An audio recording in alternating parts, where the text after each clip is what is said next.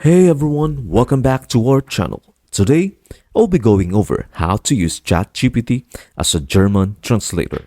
So let's get started.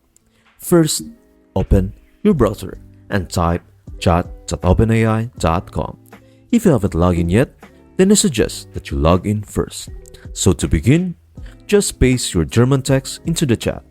Decipher the trick by initiating the transformation with the phrase "translate this in English" and then pressing enter.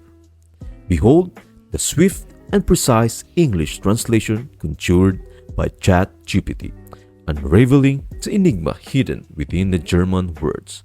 But the linguistic exploration doesn't conclude here.